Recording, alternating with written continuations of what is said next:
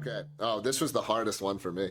The government ought to be able to compel private individuals to perform immigration checks. I actually forget. I actually changed my answer on this like 3 times, and I forget what I decided at the end. I think I actually said. I actually think I said that I agree, but I was going to let you change my mind on this one. So I was very torn. Good. Yeah, I said disagree. And so this would be, is it doing checks on private individuals or compelling private individuals? So making This is the status quo, where this is the status quo. So just to understand what this was hinting at, I mean, we already have, the government compels employers, banks, and property owners who are renting their property. I believe all 3 are compelled to go through something approximating an E-Verify type of thing, where I should know the details, but this is the status quo. So this isn't some theoretical reality. This is the status quo today. The question is phrased as an ought to be able to. So it does let us lean on our idealism a little bit. So they ought not to be able to. So so I guess I would agree they ought not to be able to. Practically, it's like it's similar to the ICE question. It's like, well, would I get rid of this stuff tomorrow? What are the trade-offs? I hate this stuff. I will say, I used to face it in my work when I was running a content platform used by tens of millions of people, and you're basically obligated to be a cop. Right. Like someone uploads something, and without even anyone complaining, I have a proactive obligation to, or if a moderator notices something or whatever, like we have a proactive obligation to act as cops. And that does rub me the wrong way. That my government compels me to be a cop. Right. So it's not hard to convince the ought not to be possible. But at the same time, I do find these are, as we said at the outset, like these are practical questions. How do you make it? How do you build a system that works? Right. And so, if we're getting a lot of people here who shouldn't be here, what is an effective way of dealing with that? If renters or banks checking people's identity is an effective way of dealing with that, like, do I, swallow my objection because it produces an outcome that I like? It's a tough question for me. Yeah, I feel like it's kind of like AML KYC rules and the rules that you mentioned about content, where they've deputized millions of people. In our industry, there's millions and millions and millions of hours. I mean, there's hundreds of thousands of employees that do AML KYC, and that's a brand new thing. 30, 40 years ago, you could buy a boat and pay $12,000 cash, and that was allowed because it was your money. Now they're going to treat you like a criminal, and they're going to treat the bank like a criminal. And they're going to be like, well, how did you do this and all this? And there's a lot of wheel spinning. Tens and tens of thousands of people, and then enforcement officers enforcing them. And it's like, well, where's the crime? And with the immigration, you have million hotels that are checking to make sure every single staff member is legit and all of this. But where's the okay?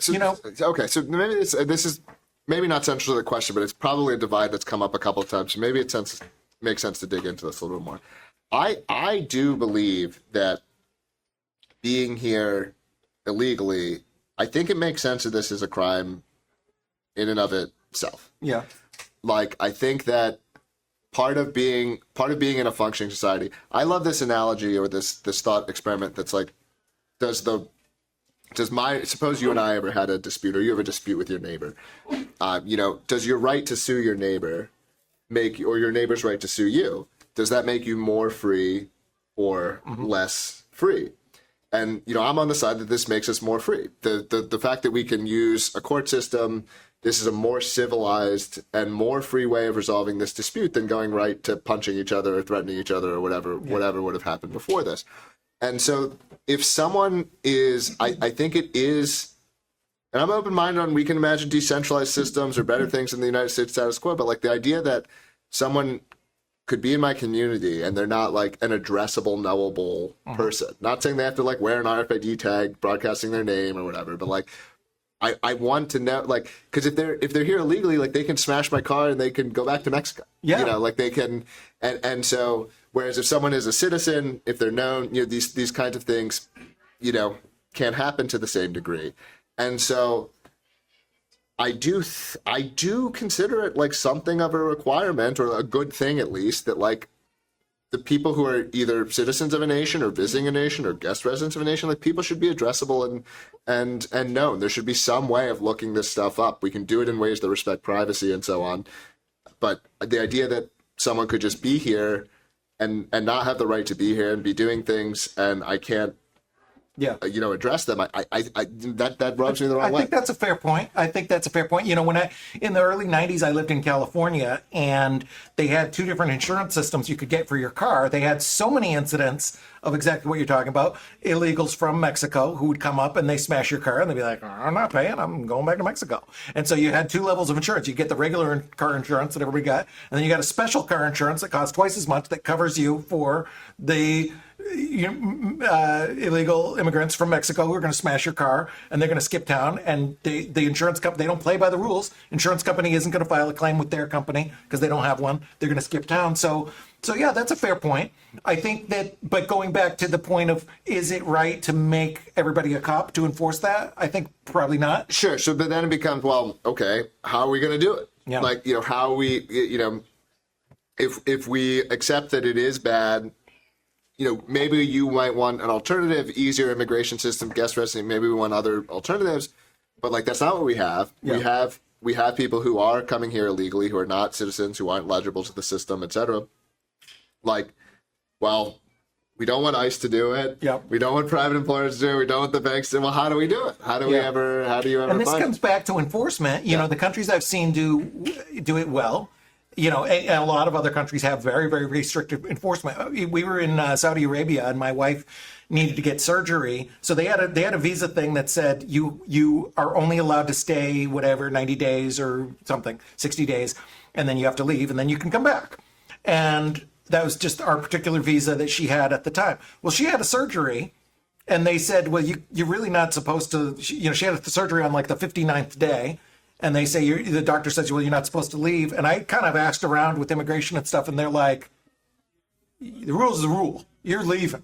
You break this rule, you're out of here, and you're never coming back. You're going to get in UAE, they will, they'll put a stamp on your passport that's basically like the FU stamp, and you're not coming back. They're going to put a big X on it, and it's something like a decade before you're ever even allowed to apply. So if you have strong enforcement, and there's challenges with both those countries in other ways, but if you have strong enforcement where people know that, gee, I better not be here illegally, because it's right now there's no penalty at all. It's a revolving door. They maybe not kick you out. Maybe they'll give you a free hotel. But what is that? Because they're coming in illegally, so they're not coming through the immigration system. Jailing them just costs money. Mm-hmm. We could revisit your caning idea, I suppose, but it's what are we doing? Like, is it to take the Mexican who hits the car? And I don't even know if that stereotype's true. I'll assume it is. What are we doing with the Mexican who hits the car? They're gone. Okay, but they're either run away, or what is the? Because look, I'm open-minded. I agree that if you're maybe the right kind of strictness, you can be looser. I'm open-minded about that. But what is the strict thing that you can actually do? I mean, if we had strong border, if we had our enforcement at the border, very, very strong border, then kicking out people would mean something, because then they couldn't just come right back in. Sure. And it's like, hey, you've broken our rules. You were a guest here. You violated it. You were accused of a misdemeanor, or you didn't have the paperwork, or you were only supposed to be here 90 days and you stayed 95 days. Build the wall, drones on the wall. That's the. Yeah, I believe in a strong. A strong border, and having that control. Just like you would if you have a castle. You can be as kind of a king in your own castle as you want. I'm very.